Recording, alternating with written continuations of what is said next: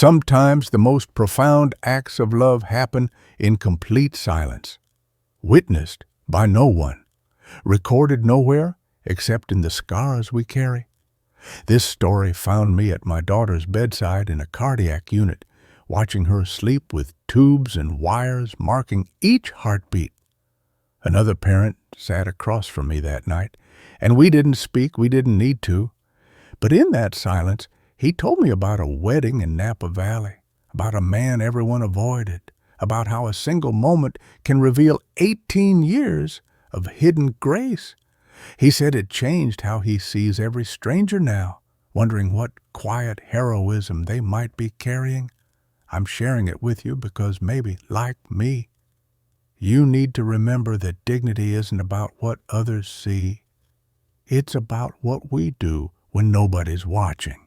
The dirt under Eamon's thumbnail wouldn't come clean, no matter how he worked at it with his other nail. He'd scrubbed for 10 minutes in the vineyard's bathroom, the kind with real towels and a basket of mints. But cemetery soil had its own rules about letting go. The champagne flute sweated in his other hand, untouched, the bubbles rising and dying like tiny promises around him. The wedding guests moved in practiced patterns, air kisses, examining rings, touching shoulders, while giving him the same wide berth they'd give as a spill on marble. 3 women approached the shrimp tower. Eamon stepped aside to make room. They retreated to the opposite end of the table, one pulling her silk wrap tighter. Despite the warm September afternoon, he knew how he looked. The vest Mila had ironed 3 times that morning still showed the ghost of old creases. His shoes, though polished, betrayed their second resoling. His hands, those hands that once held steadier than anyone's in ore, 3 now carried the permanent half-moons of soil beneath each nail. From the oak tree 40 feet away, Mila watched him, her fingers moving in that familiar rhythm against her leg. 1, 2, 3, 4, 1, 2, 3, 4, her counting ritual, the thing she did when the world felt too big or her chest too tight. Before we continue, please leave a like and subscribe. Let me know which city you're watching from. Now, let's get back to the story. 5:17 a.m. Eamon's knees had pressed into wet grass as he worked the bristled brush across marble, the names emerging letter by letter. Joseph Chen, 1901, 2007. Marie Chen, 2007. The headstone sat in section C, row 4, between a plastic angel, someone refreshed monthly, and a plot that hadn't seen visitors since spring. His phone alarm, set for 5/4, never needed to sound. 18 years of Thursdays had trained his body better than any clock. Scrub, rinse, replace the flowers. The Chen plot got white roses when he could afford them, carnations when he couldn't. Today had been a carnation week. Now, 12 hours later, the muscle memory of that morning routine still lived in his shoulder, a deep ache that matched the one spreading through his chest as another couple veered away from him near the gift table. The man's hand found the small of his wife's back, steering her like she might catch something. Eamon shifted the champagne to his other hand. The condensation had soaked through his palm, leaving a wet mark on his pants when he switched grip. Through the crowd, he caught Harrison, the groom, watching him with the particular stillness of someone trying to solve a problem. Harrison's fingers tapped his thigh twice, then stopped. Doctor's hands? Eamon recognized the measuring look, the quick assessment. A burst of laughter drew his attention. Roderick Vale stood at the center of a cluster of men, his voice carrying over the string quartet. Something about quarterly projections. The men nodded like dashboard dogs, their eyes never quite focusing on their host's face, but somewhere just past his ear. The safe zone of ambition without challenge. "Papa!" Mila's voice barely carried across the lawn.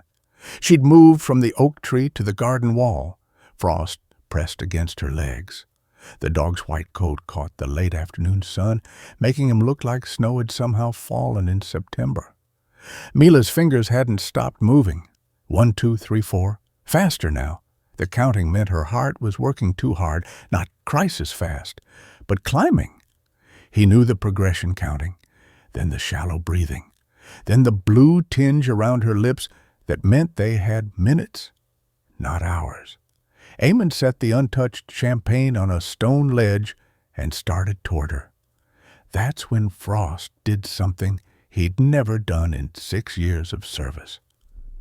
The dog left Mila's side and walked straight toward Roderick Vale. Frost's paws clicked against the limestone terrace, each step deliberate. The dog didn't wander or sniff. He walked the straight line service animals use when working, his thick white coat rippling with each measured movement. Conversations died in his wake. A woman holding a canapé froze mid-bite. Roderick Vale turned from his circle of men just as Frost sat directly in front of him. The dog's pale blue eyes locked on Roderick's face. The position Frost took for medical alerts, the position that meant something is wrong with this person. What the hell? Roderick stepped backward. His Italian leather shoe caught the edge of a flagstone. His arms shot out for balance, champagne sloshing over his cuff. Eamon's legs moved before his brain caught up. He crossed the 30 feet of lawn, his Risolita's shoes slipping on the manicured grass. Guests parted, not for him, but to avoid whatever was about to happen. Frost, heel. The command came out rougher than intended. The dog didn't move. His tail remained still, his focus absolute on Roderick's face. 6 years of perfect training, and Frost had never disobeyed a heel command. "Get this animal away from me!" Roderick's voice pitched higher. A flush crept up from his collar, mottling his neck. "Security! He's a service dog!" Eamon grabbed Frost's collar. The dog's muscles tensed under his hand, but didn't pull away. "He's never... I don't care what he is." Roderick yanked a handkerchief from his pocket, dabbing at the champagne on his sleeve. "You're trespassing. It's both of you. We were invited to us by whom?" Seraphine. She sent, "My daughter doesn't invite groundskeepers to her wedding." The flush had reached Roderick's temples now, a map of broken capillaries. "And she certainly doesn't invite their mongrels," Frost whined. A low sound that vibrated through his chest into Eamon's hand. The dog's training included detecting blood sugar crashes, seizures, cardiac events. Whatever he sensed in Roderick had triggered his alert protocol. "Mr. Vale, you should sit down." Eamon kept his voice level, the tone he'd used with difficult patience. "Let someone check your blood pressure. Don't you dare diagnose me." Spit collected at the corner of Roderick's mouth. "You think I don't know your type, showing up where you don't belong, looking for handouts." The circle of men had expanded, other guests drawn by the spectacle. Someone had their phone out, recording. The string quartet had stopped playing, their bows frozen mid-air. "Papa?" Mila's voice came from behind Eamon, thin as paper. He turned. She stood 10 feet away, her hand pressed flat against her sternum. The counting had stopped. Her lips had taken on the faint purple shade of winter mornings. "I need to get to my daughter." "Your daughter?" Roderick laughed, short and sharp. "Playing the single father card. How much do you need?" "100, 500. "What's the going rate for crashing a Vale wedding?" Frost broke from Eamon's grip and moved to Mila, circling behind her legs to prop her up. The girl's knees buckled slightly. She caught herself against the dog's back. "I don't want your money." Eamon stepped toward Mila, but Roderick grabbed his arm. The man's fingers dug through the thin vest fabric. "Everyone wants my money." Roderick's breath carried the sourness of champagne and something medical, metallic. Especially people like you. It's dragging sick kids to guilt. Mila's hand slipped from her chest. Her eyes rolled back, showing white crescents. Her body folded like a closing flower, straight down. Frost tried to break her fall, but 90 pounds of child overwhelmed even his strength. Her head struck the limestone with a sound like dropped fruit. Mila! Eamon wrenched free from Roderick's grip, fabric tearing. He dropped to his knees beside his daughter. Blood seeped from beneath her dark hair, spreading across the white stone in thin fingers. The guests formed a perfect circle around them. 20 feet of empty space in all directions. A woman covered her mouth with manicured fingers. A man pulled his wife backward. The photographer lowered his camera. Someone call 911. Eamon's hands moved over Mila's neck, feeling for the pulse, weak, rapid. Her chest barely moved. Please, anyone? She's faking. Roderick's shadow fell across them. It's a con. I've seen it before. Eamon pulled Mila's medical alert bracelet around. The red caduceus catching sunlight. She has hypertrophic cardiomyopathy. She needs... Don't touch her. A woman's voice from the crowd. You could make it worse. We should wait for professionals. I am a professional, the words scraped out. His hands fumbled for the small pill bottle in his pocket. The nitroglycerin. His fingers shook too hard to open the child-proof cap. Frost barked 3 times. Sharp! Ward! The emergency signal Eamon had never heard him use. Mila's chest stopped moving. The pill bottle slipped from Eamon's hands, rolling across the limestone. It stopped against a pair of white satin heels. Eamon looked up, following the line of wedding dress to Seraphine Vale's face. She held a red medical bag with the name Dr. Harrison Grant embroidered on the side. Move, she said, and her voice carried the same authority Eamon remembered from OR3. From the time before his hands started shaking, before Mila got sick, before everything fell apart. Seraphine dropped to her knees in the spreading blood, her wedding dress pooling around Mila's still form.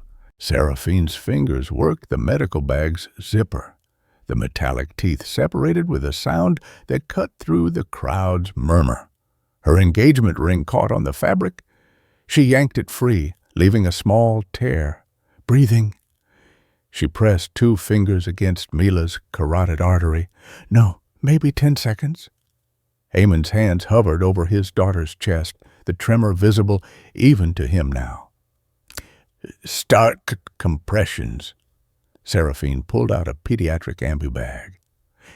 Harrison, get over here. The groom pushed through the crowd, his tuxedo jacket already off. He dropped beside Seraphine, his hands moving to position Mila's airway. No questions, no hesitation. The practiced choreography of emergency medicine. Eamon laced his fingers over Mila's sternum, the familiar landmark 2 finger widths above the xiphoid process. His right hand trembled against his left. 1 compression. The depth felt wrong, too shallow. 2. His daughter's ribs flexible under his palms. Bird hollow. Deeper, Harrison said. You know this? 3, 4, 5.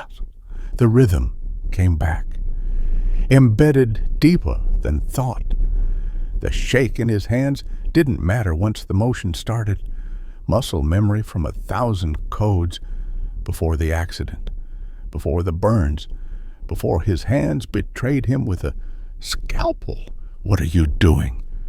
Roderick's voice came from above them. You're not doctors. I'll sue. Shut up, Dad. Seraphine connected the bag to oxygen from Harrison's kit, or help, your choice. She squeezed the bag in time with Eamon's compressions. The wedding veil had fallen half off, tangled in her dark hair, spotted with Mila's blood. Her knees ground against the limestone through the satin. 28, 29, 30. Eamon pulled back. Harrison delivered 2 breaths through the bag. Mila's chest rose and fell with the forced air, passive as a doll's. Pulse!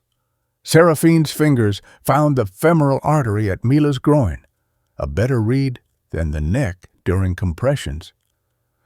Nothing? Harrison had his hand on Mila's wrist. How long? 40 seconds, someone in the crowd said. The photographer. He'd been counting. Eamon started the second round. His vest seam split at the shoulder with the first compression. The sound of tearing fabric mixed with the wet crack of cartilage, separating the price of effective CPR on a small chest. There's an AED in the main building, a server said. Should I? Yes. Run. Seraphine didn't look up. Pee in the bag. Harrison checked. Adult doses only. Calculate for 40 pounds. That's... Harrison paused. 0.2 mils. Do it. Roderick stepped closer. His shadow fell across Mila's face. You can't just inject. She's 11 years old. Eamon's word came between compressions. 38 pounds. Congenital HCM. Daily digoxin. Allergic to lidocaine. How do you... Harrison filled the syringe, his hands working independent of his confusion. You knew that without checking. 25. 26. The bones in Eamon's bad hand ground together, the old fractures protesting. 27.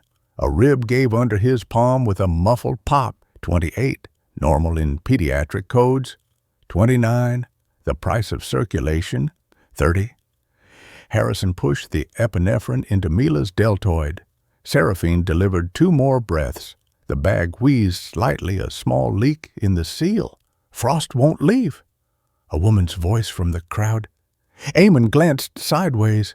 The dog had positioned himself along Mila's left side, his body a white wall between her and the guests. His blue eyes stayed fixed on her face. Round 3. Eamon's shoulders burned. Sweat ran into his eyes, salt stinging. His counting went internal, automatic. The crowd had grown wedding guests from catering staff, someone in a groundskeeper uniform Eamon recognized from morning shifts. Minute 30, the photographer announced. Why isn't she responding? Roderick had moved closer, his voice different now, smaller. The medicine should, not always. Harrison drew up a second dose. Kids compensate until they don't. Seraphine's hand pressed against Mila's sternum, feeling between compressions. I've got something. Weak, maybe 40. V-fib, Harrison asked. Can't tell without... The server burst through the crowd, the AED case banging against his leg. He dropped it beside Harrison, who had it open and powered in 3 seconds. The machine's automated voice filled the silence. Attach pads to patient's bare chest. Eamon's hands kept moving. Compress. Release. Compress. Release. The pads wouldn't read right during compressions, but stopping meant no circulation. The paradox of resuscitation. I'll do a quick check.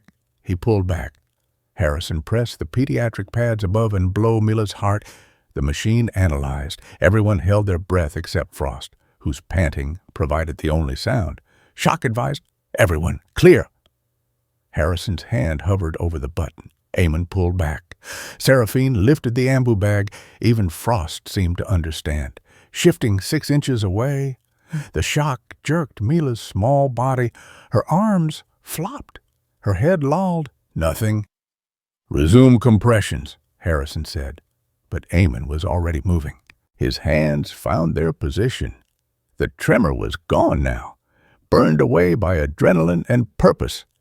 Each compression perfect depth, perfect release.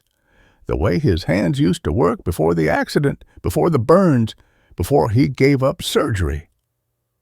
Wait. Seraphine's fingers pressed harder against Mila's neck. Wait, I have, yes. Pulse. Weak, but regular. Eamon's hands froze above his daughter's chest. A pink flush crept across Mila's cheeks. Her eyelids fluttered. Papa.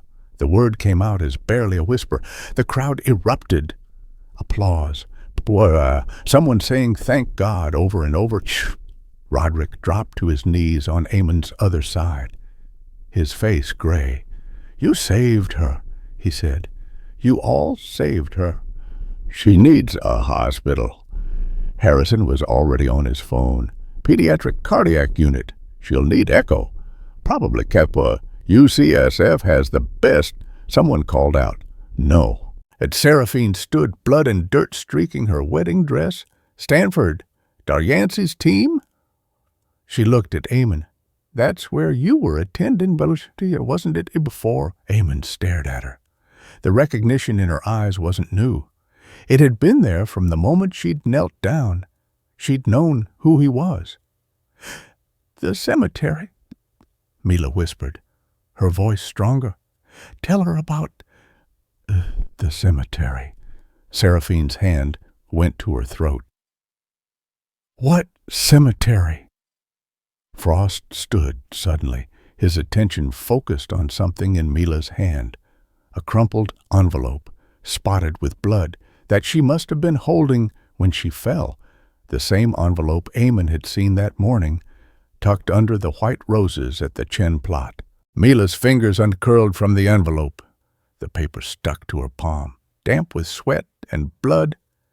Eamon reached for it, but Seraphine was faster. Her hand had trembled as she picked it up, leaving a red thumbprint on the corner.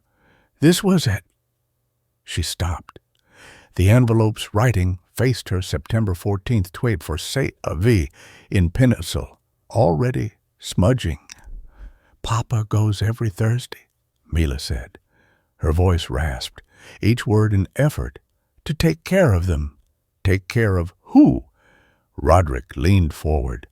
A drop of sweat fell from his forehead onto the limestone. Seraphine opened the envelope. The old Scotch tape gave way without resistance.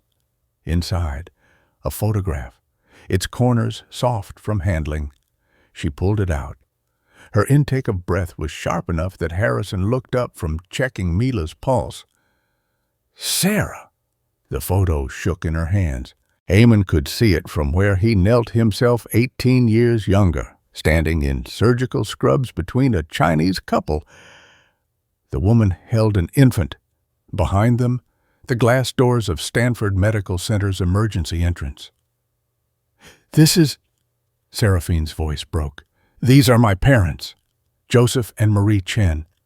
Eamon kept his hand on Mila's shoulder, feeling each of her breaths. December 12th, 2006, 2 hours before their accident. You knew them. They brought you in. Respiratory infection. You were 10 months old. The memory came clear as water. Your father was convinced you had pneumonia. Your mother kept saying it was just a cold. They argued in Mandarin, then switched to English when they realized I understood. Seraphine touched the baby in the photo. That's me. I was the resident on duty, prescribed antibiotics. Your mother asked if I had children. Eamon's throat tightened. I told her my wife was 8 months pregnant. Mila, Seraphine said, not a question.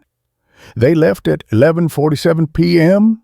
The ice storm hit while they were driving home.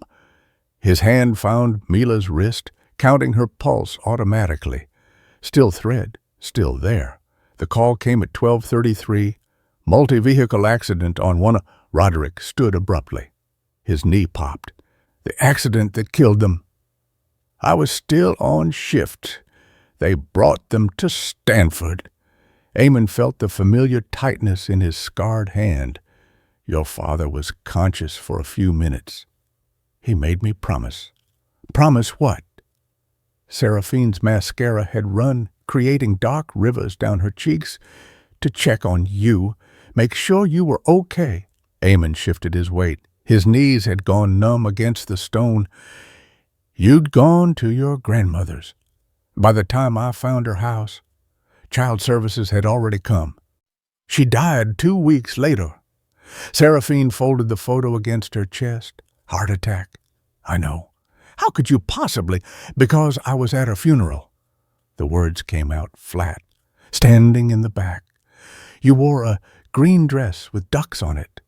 You kept pulling at the collar. Seraphine's hand went to her throat, an unconscious mirror of that long-ago gesture. The foster homes started after that. 7 of them. I know. Eamon met her gaze. Your parents are buried at Skylawn Memorial Park. Section C, row 4. White roses when I can manage it. Every Thursday, Mila added. Her color was better now, pink returning to her fingernails. Even when I was in the hospital, Papa would leave at 5 in the morning and be back for visiting hours. 18 years. Seraphine's voice was barely audible.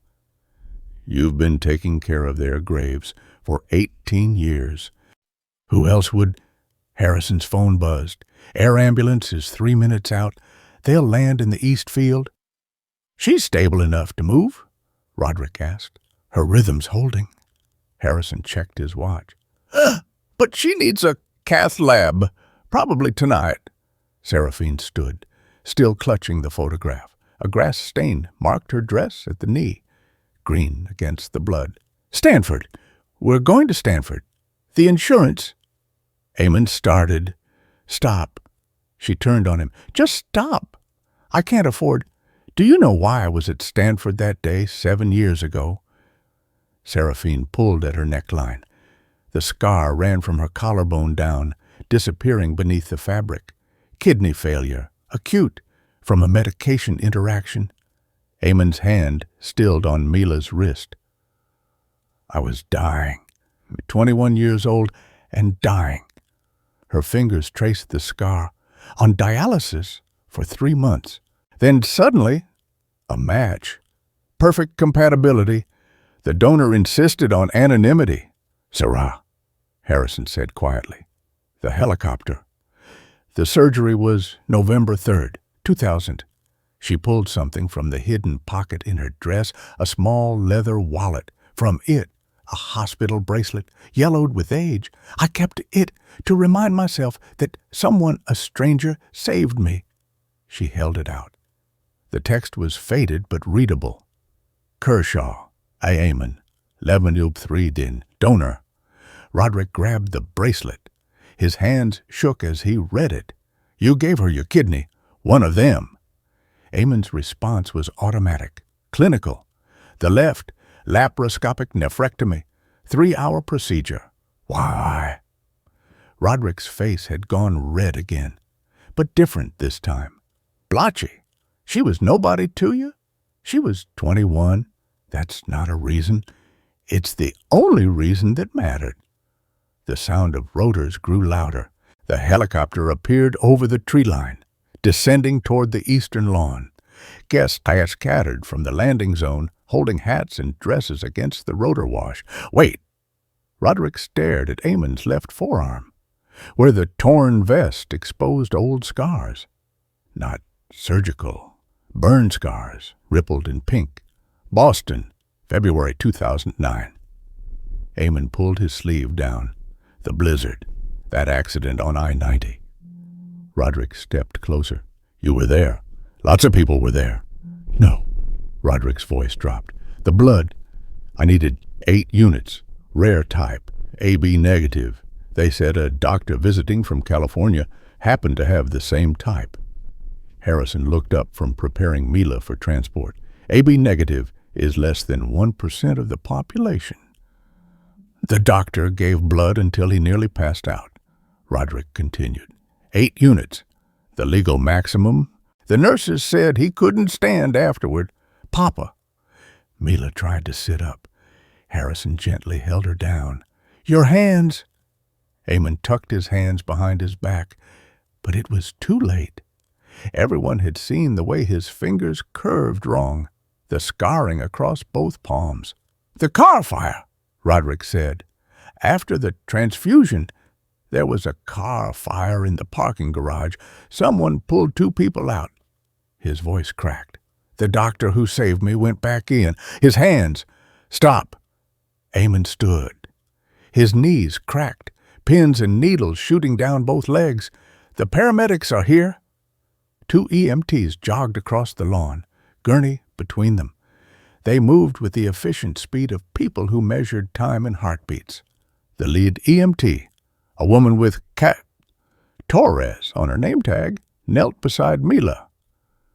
11-year-old female, Harrison began. Cardiac arrest, down approximately 2 minutes.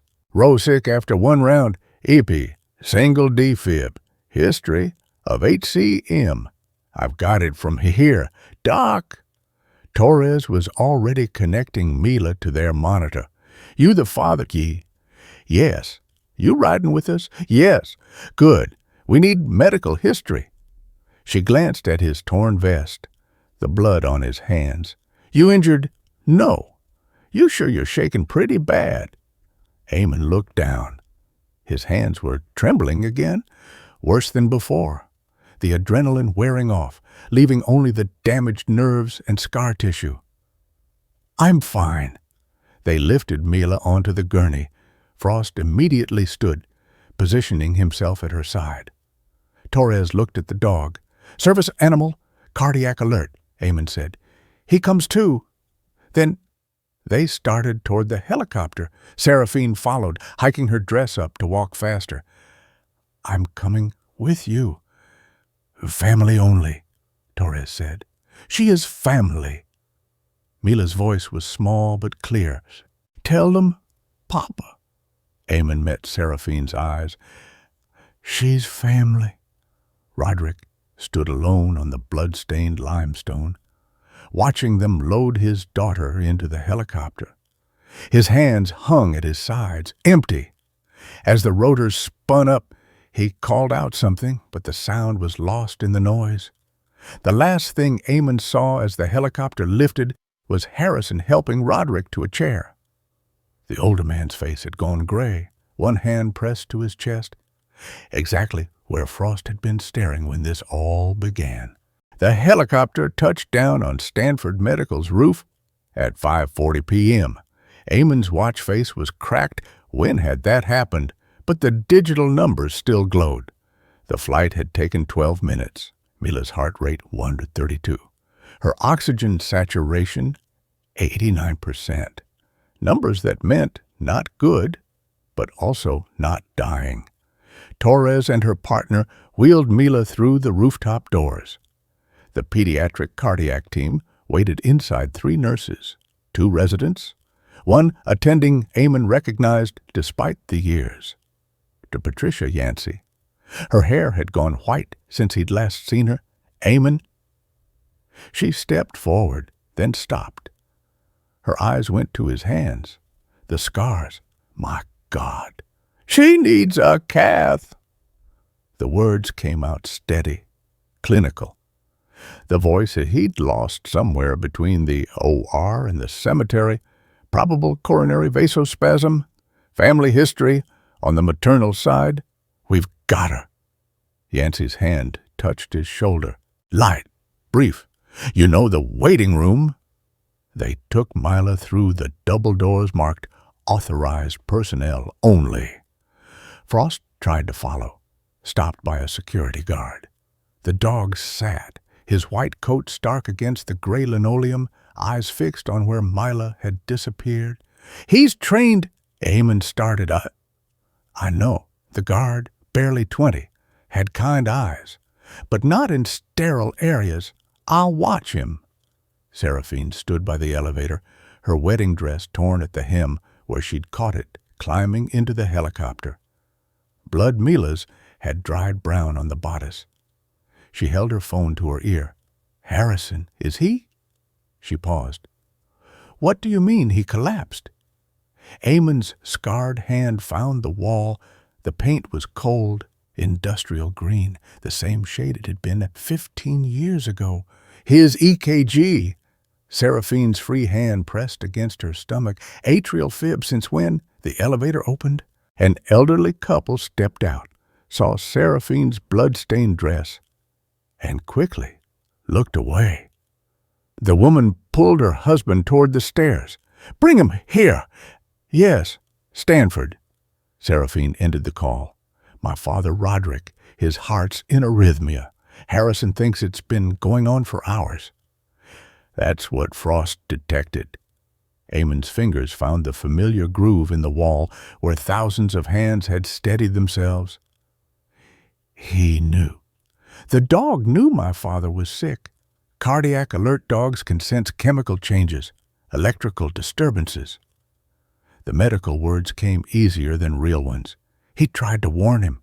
Seraphine laughed, short, sharp, bitter, and Roderick called him a mongrel.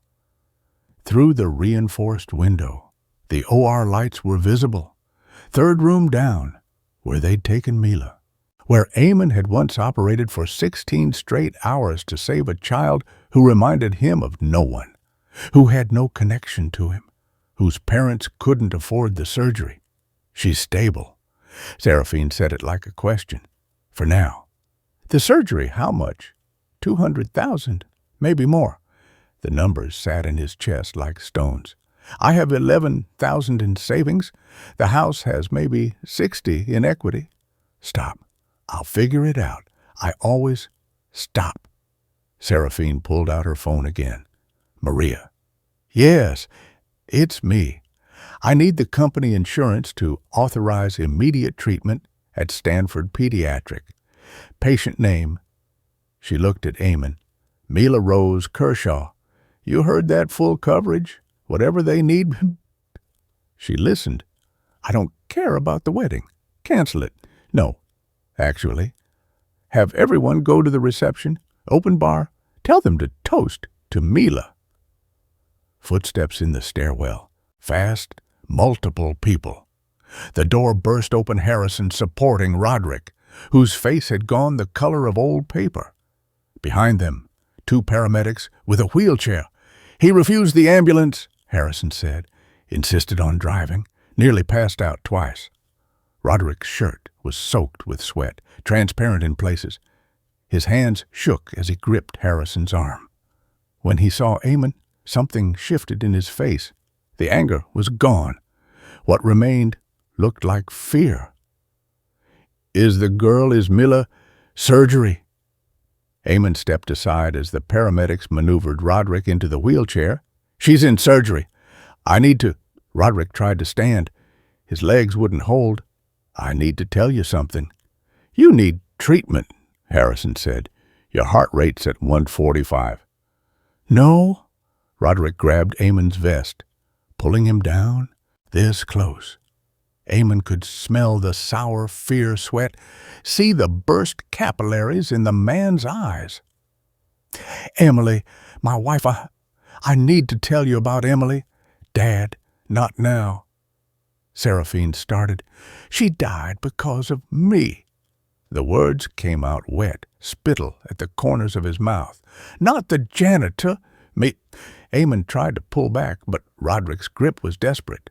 She wanted to help him, young guy, immigrant, cleaning offices at night, sending money home. Roderick's breathing went ragged. I said no.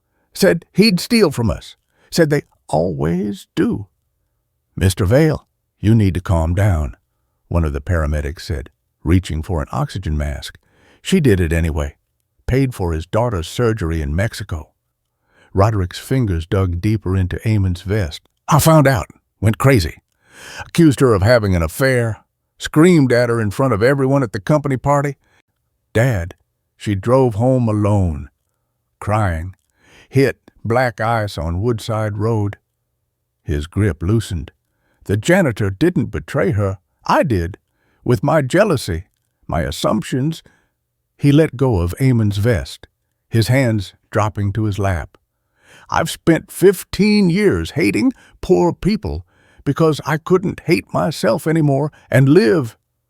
The paramedics started wheeling him toward the cardiac unit as they passed. Roderick reached out, his fingers brushing Eamon's scarred hand. Your hands, he whispered. You destroyed your hands saving people in that garage. They were already damaged. No. Roderick shook his head.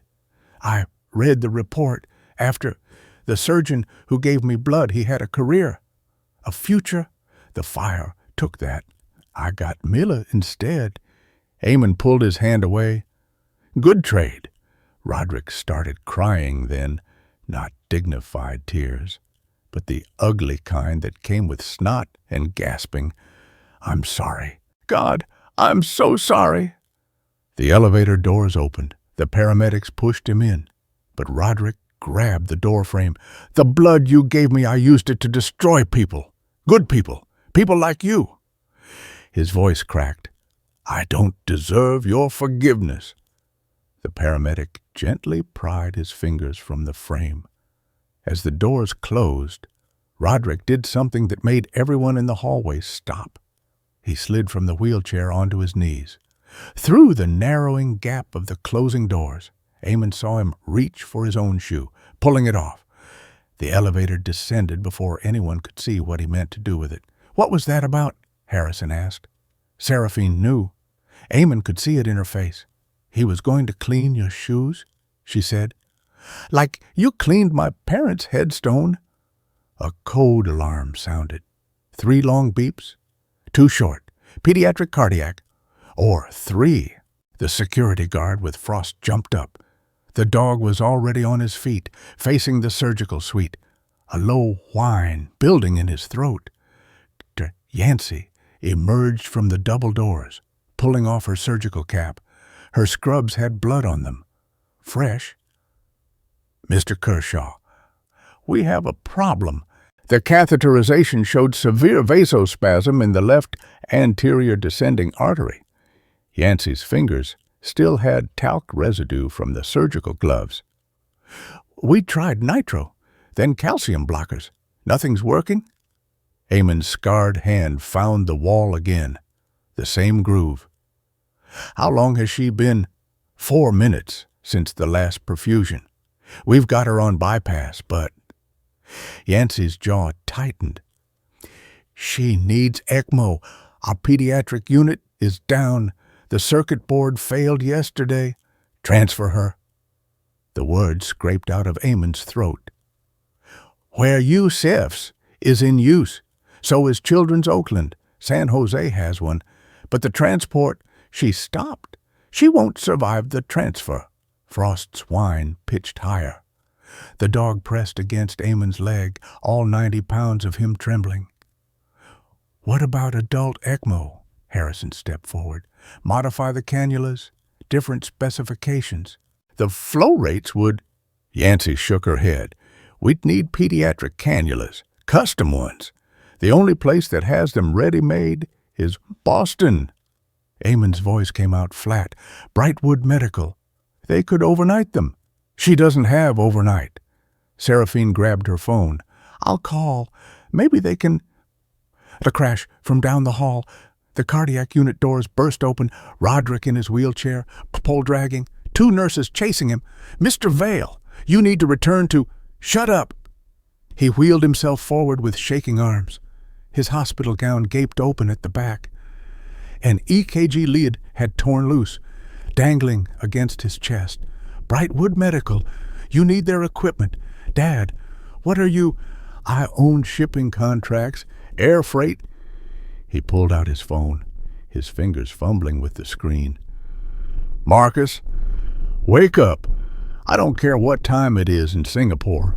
One of the nurses reached for his arm. He jerked away. "I need a Gulfstream at Logan within the hour. Medical transport configuration." He listened. "I don't care if it's being serviced. Unservice it." "Mr. Vale," Yancey said, "even with a private jet, the time to 2 hours 40 minutes, Boston to SFO." His words came fast, clipped. "Another 20 by helicopter, 3 hours total. She might not have 3 hours. Then we make her have it." Roderick's free hand pressed against his chest. His face had gone gray-white, the color of old snow. "Get me Brightwood's emergency line." Seraphine knelt beside his wheelchair. "Dad, your heart is in a fib." "I know. I can feel it." He gripped the phone tighter. "James? It's Roderick Vale." "Yes, that Vale. I need every pediatric ECMO cannula you have in stock, now." Eamon watched the monitor in the hallway, the one showing OR3's stats. Mila's pressure dropping despite the bypass. Numbers falling like a countdown. They want authorization, Roderick said. Insurance codes. Tell them code 7, Eamon said. Everyone looked at him. Humanitarian override. They'll release without paperwork. Roderick repeated it, listened. They're packing them now. 12 units. We only need 2, Yancey said. Then someone else will need the other 10 someday. A line of sweat ran down Roderick's temple. My driver's 30 minutes from Brightwood. The jet's being fueled. Harrison checked his watch. It's 6:15. If everything goes perfect, 9:30. Roderick's breathing went shallow. She'll have them by 9:30. Can she last that long? Seraphine asked Yancey. ECMO can maintain her, but the damage accumulates. Every minute costs brain function. Kidney function? Yancey's pager buzzed. She looked at it. They need me back. We're seeing PVCCs. Premature ventricular contractions. Eamon knew what came next. VTAC, then fib, then nothing. Go, he said. Yancey disappeared through the doors, through the window. Eamon could see her running, actually running toward Or 3. The helicopter, Roderick said to Seraphine. Get our helicopter to Boston. It can meet the jet. It's already back at Napa for the wedding. Then get another one. Buy one if you have to. His hand pressed harder against his chest.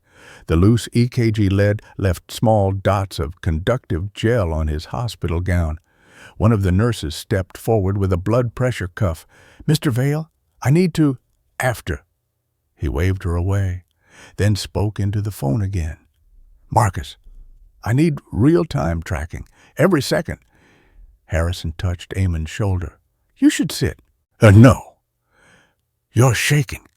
Eamon looked down. His whole body trembled, fine vibrations like a tuning fork. When had that started? Mr. Kershaw. A different nurse, younger, holding a tablet. We need consent forms for the ECMO. Eamon took the tablet. The screen swam. His scarred fingers couldn't grip the stylus properly. It fell. Clattering on the linoleum, Seraphine picked it up, guided his hand. Here, I'll hold it steady. He signed. The signature looked nothing like his name, just scratches. Also, the nurse continued, she's asking for you. Before they put her under completely. She's conscious. Briefly, between the medications, she keeps saying something about roses. Eamon moved toward the OR doors. Frost tried to follow. He stays. The nurse said, no. Eamon's voice carried an authority he hadn't used in years. He's her medical alert. He comes. The sterile field. I'll take responsibility. The nurse has hesitated, then badged them through. The hallway beyond smelled of antiseptic and electricity. Frost's nails clicked against the tile, the sound echoing off the walls, or Three's anteroom.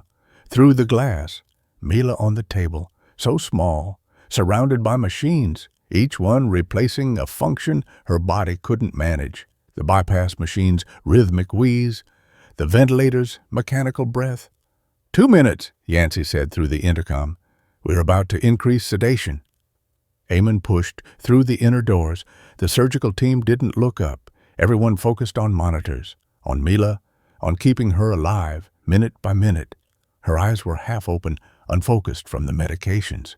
But when Frost whined, they tracked toward the sound. Papa.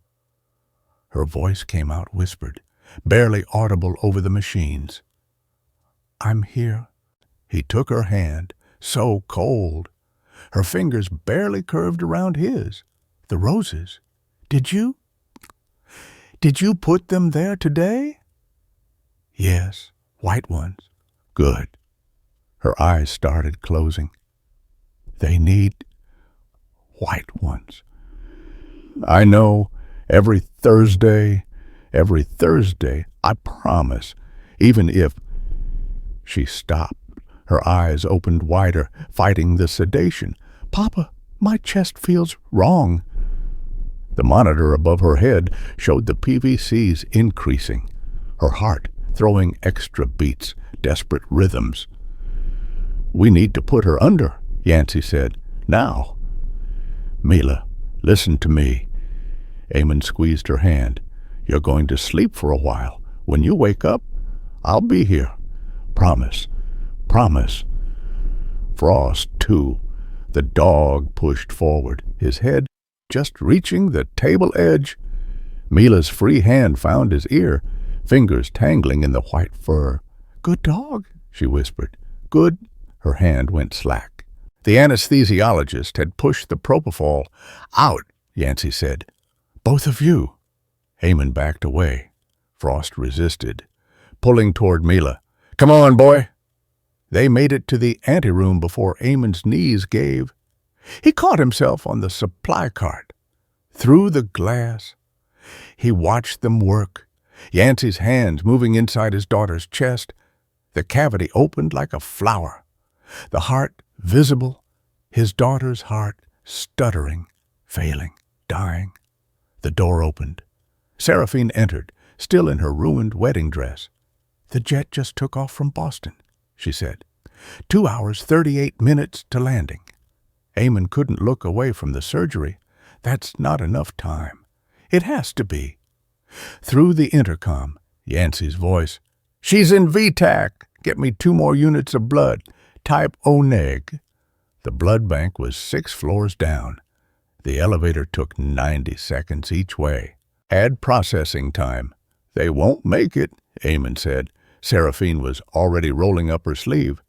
"I'm O negative." "You can't do it. Your kidney is from you, which means it's strong enough." She pressed the call button for the nurse. "Tell them we have a donor right here, right now." Through the glass, Mila's heart stopped beating.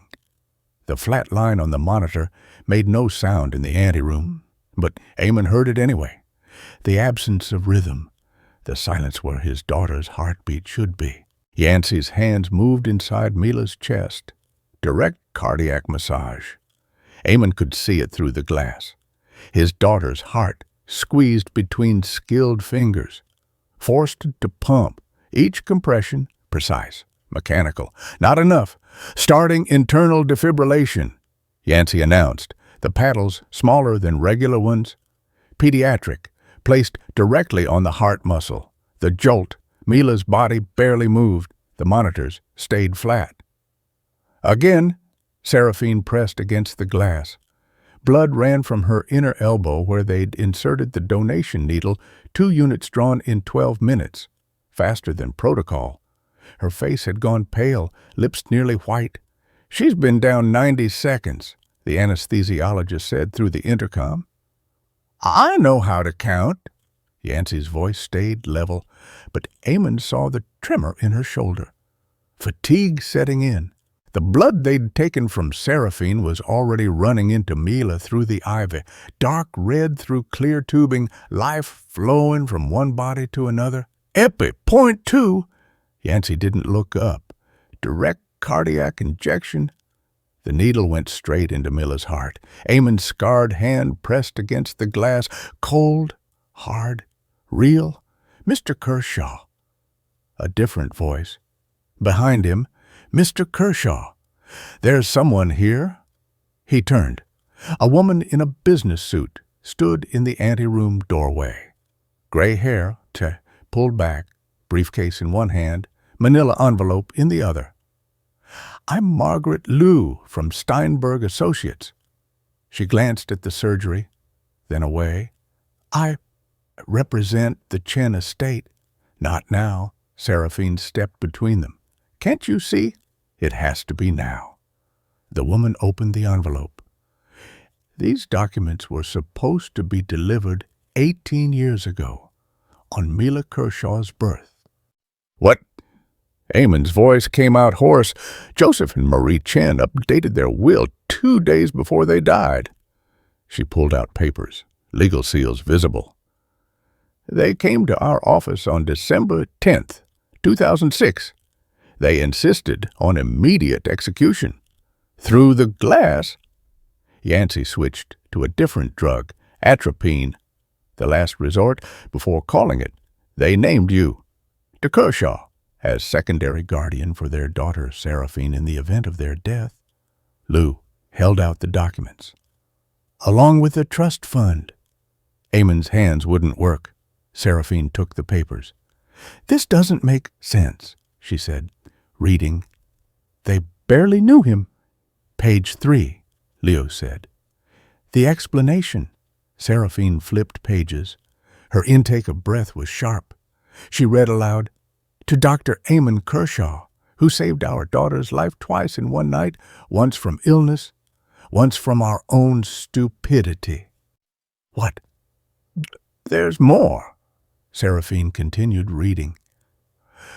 We were arguing when we left the hospital about nothing, about everything. Marie was driving. I grabbed the wheel, trying to make a point about the route home. We hit ice. The car spun into the median. Eamon's knees locked. Through the intercom. 2 minutes down, pupils dilating. We sat there, shaking, our baby in the back seat. Then headlights. Someone stopped. The same doctor from the ER. He'd followed us because he was worried Marie had seemed unsteady. He helped us get the car stable, made sure we were okay. Never mentioned it when we came back to thank him the next day.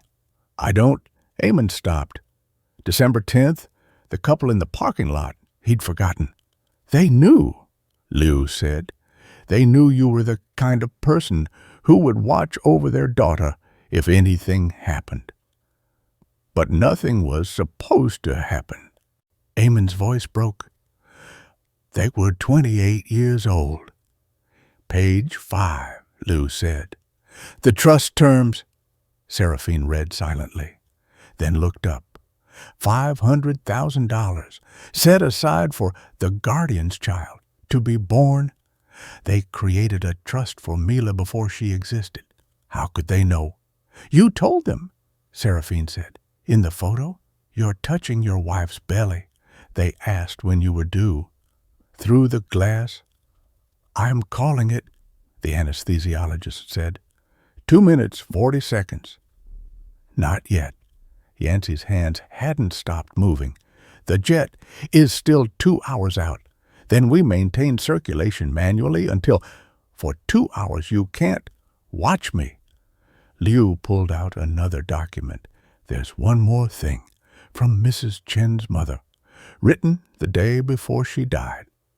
The paper was different, older, Chinese characters with English translation below. Seraphine read it. Her hand went to her mouth. What? Eamon asked. She knew she was dying. Her heart, she wrote, the young doctor comes every day. He thinks I don't recognize him, but I do. He holds my granddaughter while I rest. He sings to her off-key but gentle. When I die, he will watch over her. The gods sometimes send angels with scarred hands. Eamon's scarred hands shook. She was alone. You were so small. 2 weeks, Seraphine said. You came for 2 weeks. To a stranger's hospital room. 3 minutes. From the OR. Pupils fixed. Mr. Kershaw, Liu said. The trust was supposed to activate on Mila's birth. 18 years of compound interest. It's now worth $2.3 million. The number didn't register. Couldn't. Not with his daughter's heart still in Yancey's hands. But here's what matters, Liu continued. The Chen estate owns 12% of Brightwood Medical. Has since 2001. Joseph Chen's father founded it. Eamon turned. What? Those cannulas flying here. They're coming from a company Seraphine partially owns, has owned since her parents died. Liu pulled out her phone. I can make a call to speed things up, she dialed. Spoke rapid Mandarin, then English. This is Margaret Liu, representing the Chen estate. The pediatric cannulas you're shipping, I need them redirected to a faster plane. She listened. I don't care if it's already in the air. Land it, Transfer to military transport. Moffett Federal Airfield is 20 minutes from Stanford. Military, Harrison asked. The Chen Family Foundation supplies free equipment to VA hospitals. Lou said. They owe us? Through the OR glass? Yancey's replacement stepped in. Dr. Kim, fresh, taking over the cardiac massage without missing a beat. Yancey stepped back, her hands cramping into claws. 4 minutes. The anesthesiologist said, We're approaching the limit. There is no limit, Yancey said, flexing her fingers. Not for this child. The damage is better than dead. Roderick appeared in the doorway, clutching his IV pole. A nurse tried to pull him back. Let me go. He shrugged her off. The military transport, I know the base commander. Golf buddies? He pulled out his phone, fingers fumbling. Tom, it's Rick Vale. I need a favor, the kind that skips channels. Seraphine grabbed her father's arm when he swayed. Dad, I'm fine. He wasn't. His lips had a blue tinge. Tom, there's a medical shipment coming from Boston. Needs to get to Stanford in... He looked at Lou. 40 minutes if they transfer now, she said. 40 minutes. A child's life. Through the phone. Tinny. Rick. That's not how military transport... Her name is Mila Kershaw. She's 11. Her father has saved my daughter's life. Saved my life. Roderick's free hand pressed against his chest. Tom, please. Silence on the line. Then, what's the tail number of the current plane? Roderick looked at Lou. She gave it. More silence. F-18, the voice said. Medical courier flight, 35 minutes from Moffett to Stanford by helicopter. That work. Yes. Roderick breathed. Yes, Tom. Don't thank me. Thank whoever that kid's father is. The line went dead. Roderick's knees buckled. Harrison caught him, guided him to a chair. 5 minutes. From the OR, Kim's hands pumping Mila's heart. The rhythm perfect. Mechanical, not enough. The cannulas, Yancey said, now scrubbed back in. Yeeta. 40 minutes, Harrison called through the intercom. Then we pump for 40 minutes. Patricia, Dr. Kim said, the neurological damage is theoretical. Her death won't be. Frost hadn't moved from the glass.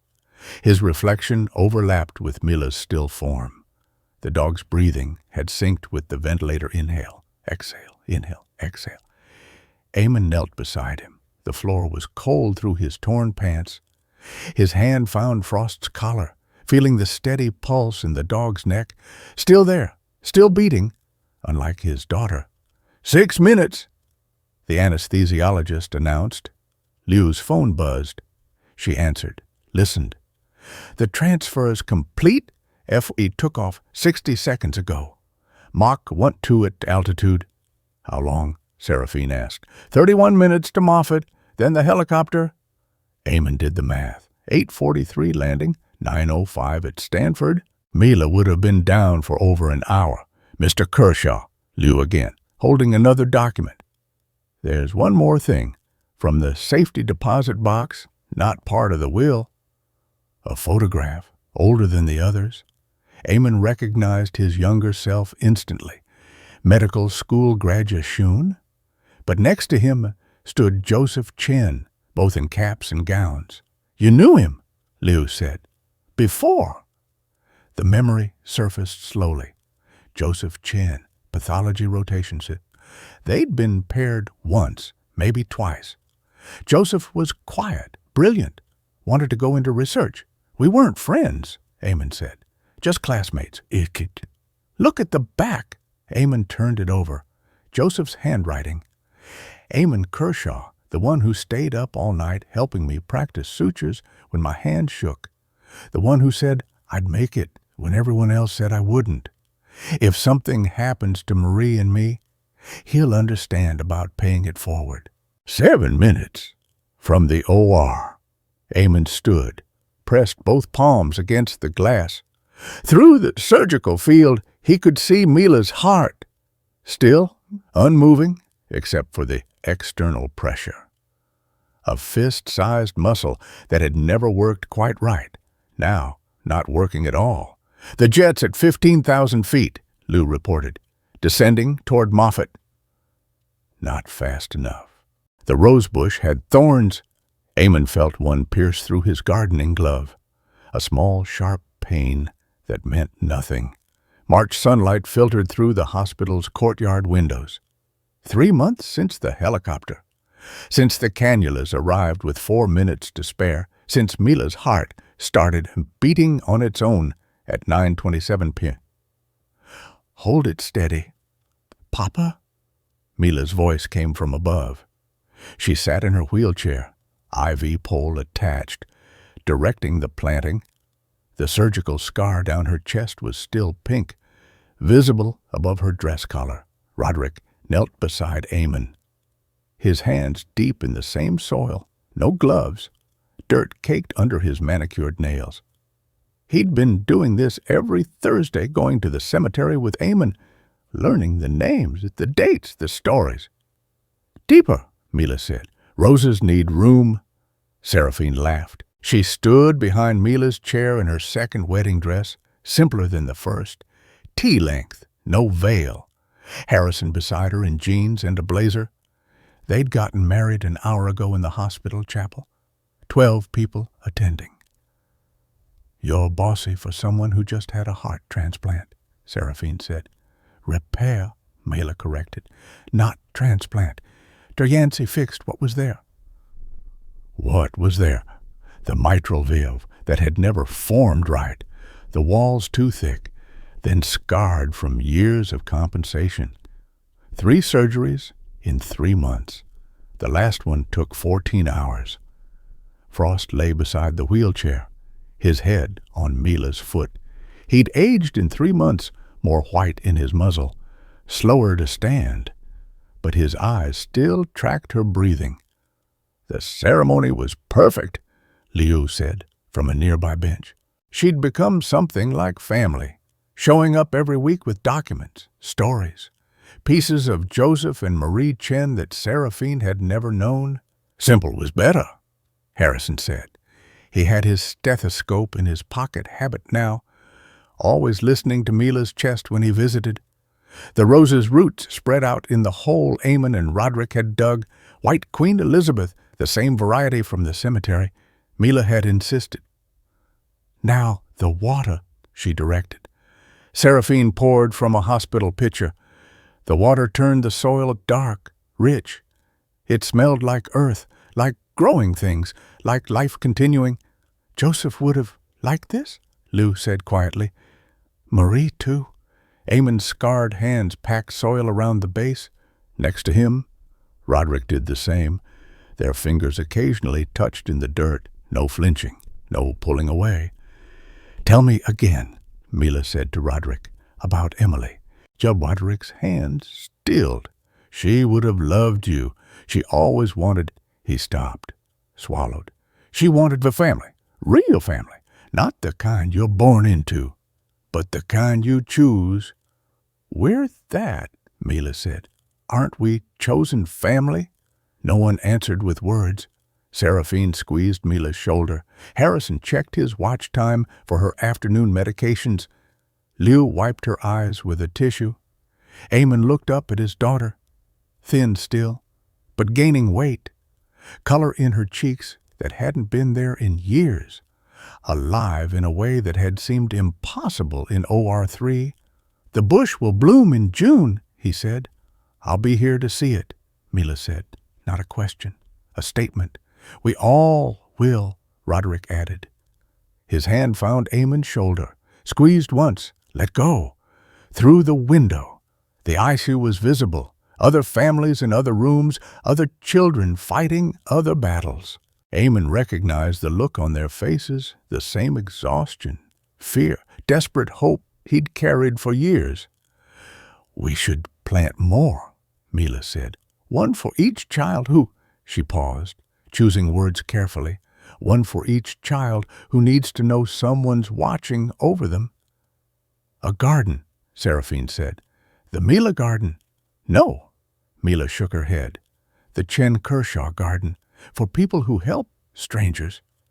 Frost stood, shook himself, walked to the newly planted rose. He sniffed it once, then lay down beside it, claiming his post. "He approves," Harrison said. The March sun caught the water droplets on the rose leaves, turning them into small prisms. Eamon's scarred hands were covered in soil. Roderick's expensive shirt was stained at the cuffs. Seraphine's wedding dress had mud on the hem. Mila's IV dripped steadily, marking time in small drops. "Thursday," Mila said to Eamon. "We still go Thursdays. Every Thursday. All of us."